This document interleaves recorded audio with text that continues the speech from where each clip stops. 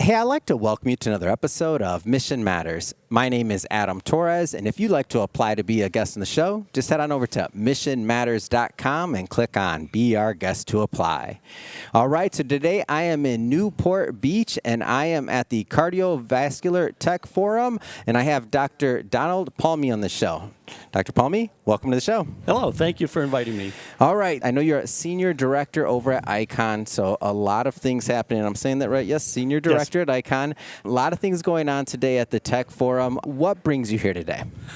Well, so a couple of things. First, I'm here to represent Icon. We're a one of the big CRO companies, and CROs, basically we do clinical studies to advance medical devices through the R&D process, through the clinical trials process to show that they're safe and effective, and then eventually in through the regulatory pathway in order to get them to the market so that they can actually be used to treat people and help basically treat disease and help. I mean, that's why I got into this field, was to help people. So I've worked for many of the medical device companies directly or indirectly, and now I'm on the clinical side where I help with the strategy, dealing with the regulatory hurdles, even to the point of I've been involved with this for over 30 years. So a lot of experience in that area. And it's fun to help new startup companies. It's a very exciting field. What do you enjoy about working with startups?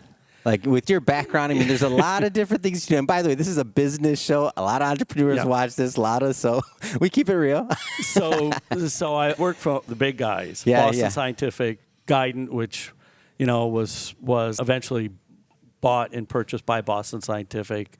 I've supported almost all of the big medical device companies, Abbott, Medtronic, J&J, you name it.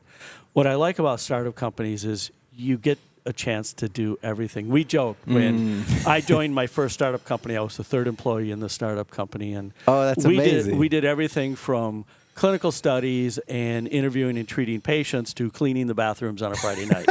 So you get a chance to do everything. Yeah. You work in manufacturing, strategies, approaches, business, and you only get that at a startup company. Yeah. You don't. When big companies tend to be very siloed. Startup companies are not. There's no silo. So everybody does everything. It's a team, and and you only succeed if you're a functional team. So that's what's cool about it. I love that. I think about Mission Matters and how we started. My background's finance. I only worked in big companies in the past. And when I started this company, myself, the other co-founder, I was back then, I'm editing, I'm doing interviews, like startups doing what they have to do to survive and to thrive. So I love that. Yep. And it's fun. I've worked for 3 or 4 different startups, and now with Icon, half of our clients are startups or small med device companies. They maybe have 1 or 2 devices onto the market, and they're trying to now penetrate further and deeper and grow the company. So we can offer a lot of help in that regard, whether it's not from a device design standpoint, but I've even gotten down to where I've helped companies select materials, manufacturing processes, what's worked in the past, what's not worked in the past. That's actually probably more key. Yeah. And then how to push things forward. What are some of the things that you look for, or Icon looks for, in the either companies or technologies, whether it's founders or otherwise, that they're going to work with or work for? I think the biggest thing that you look for, and this was a lesson I learned a long, long time ago from one of my bosses. He said, when you look at a company, don't look at the product, don't look at the field, don't look at other competitions or anything else. He goes, look at the management. Wow. Do you believe them? And if they're believable, if they're knowledgeable, if they've got their feet on the ground and they know what they're doing, then they've got a really good chance to succeed. If they have no clue and you don't believe them, and they can't make you believe them, then he goes, run and run fast. And I mean, I was at Boston during their acquisition period. I was part of their acquisition team. So weekly, we were reviewing companies for potential acquisitions. And you'd sit down and they do their dog and pony show. There's no other way to put it. That's it. And you're going, I don't believe you. Run. Yeah, we were looking at, cardiovascular disease, and they're saying, we can cure heart disease. And it's like, no, you can treat heart disease. You can, reduce symptoms of heart disease. You can extend life, but you can't cure it. You can't take a diseased artery and all of a sudden make it normal. Maybe someday that might be possible, but we're not there. And, when they start telling you, I can do this, it's like, I don't believe you. And that's when you know they're going to fail.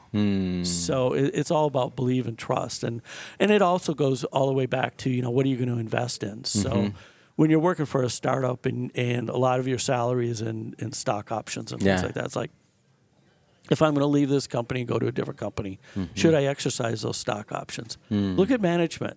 Do you believe them? If you don't.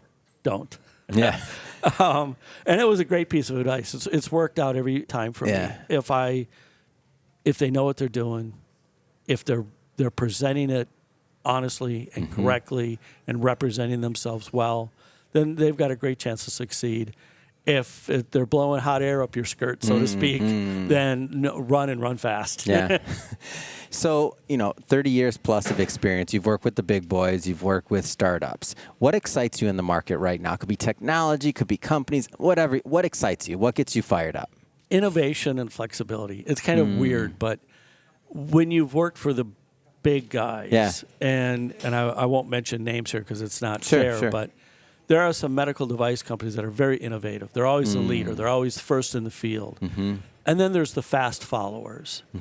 And it's not as fun being part of a fast follower because the path has already been paved for you to go down. You're just following fast behind them. You might be able to do it better, faster, cheaper, but you're still a follower. And what I like is the innovation, the original thought. I understand I'm weird in this, but I like to see the science. I mean, I'm a scientist at heart. And people that know me tease me about this, but I had a former boss that used to love calling me Doctor, Professor. Doctor, Professor. So I've actually got 2 PhDs in different fields. And my kids would tease me about the Big Bang Theory. The one, he had 2 PhDs. I've had 2 PhDs. And it's like, yeah, me too. Okay, fine. What does that mean? Well, it just means I spent a lot of time in academia, and I enjoyed it. But the reason why is it was really cutting-edge research. And it was science. And it was a chance to take and look at the data and analyze the data and understand the data. And that's really what excites me about this. And people go, well, yeah, what's the science of medical devices? And it's like, well, I had a professor once that when she found out I'd gone to the dark side, I'd left academia, and I was trained to be a professor. When I went to work in industry, she goes, why would you do that? And it's like, look, in the 5 years I worked in the medical device industry, devices that I have worked on from concept through market approval have been used to treat over 1 million patients in 5 years. Wow. Over 1 million lives that are affected based off of your... What other field can you do this in? That's affecting at scale, when you think about that. It's an amazing scale. And she just looked at me and I said, look, I did some clinical studies in academia. We treated 10, 20, 30 patients. Industry got interested in it, bought the technology, never saw it again because it then goes into their realm and they cut you out of that pathway. And it's like, no, but on the medical device side, you stay into it and you're involved with it the whole way. So it's very exciting. And I want to get into the science. I want to get into the data. And that's one of the reasons why I'm at ICON is that's one of my roles is to help companies look at their data, understand it, and then, how do we tweak it? How do we, do we change the patient population?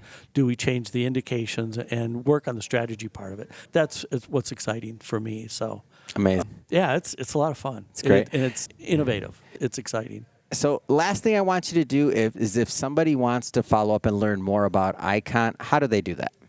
So they can reach out to ICON. Like I said, we're one of the big CROs. Just type in ICON on the internet. All the searches will come up. I would tell you to go to my LinkedIn page, but it's only about 2 years out of date.